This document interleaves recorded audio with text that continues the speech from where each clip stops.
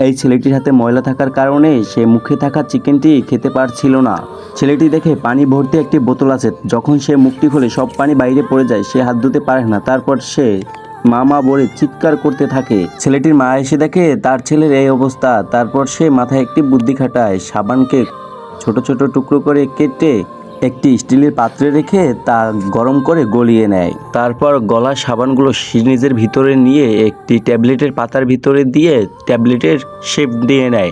ট্যাবলেটের পাতার নিচের অংশ অ্যালুমিনিয়াম ফয়েল দিয়ে ঢেকে দেয়। সিরিঞ্জের মাথাটা কেটে বোতলের মুখটিকে গরম করে তার ভিতরে লাগিয়ে দেয়। তারপরে কি হয়েছে তা দেখার জন্য তোমরা যদি এই ছবিটিকে মন থেকে পছন্দ করে থাকো, তাহলে ভিডিওতে একটি লাইক করে চ্যানেলটিকে সাবস্ক্রাইব করে দিবে। তারপরে সেই সিরিঞ্জে কাটা মুখটা বোতলের সাথে লাগিয়ে দেয়। তারপর বোতলের পানি আস্তে আস্তে পড়ে এবং ছেলেটি হাত ধোয়, তারপর মাংসটি খেতে পারে। বন্ধুরা, এই টেকনিক যদি তোমাদের আগে থাকতে জানা থাকতো তাহলে তোমরা কমেন্টে জানাও।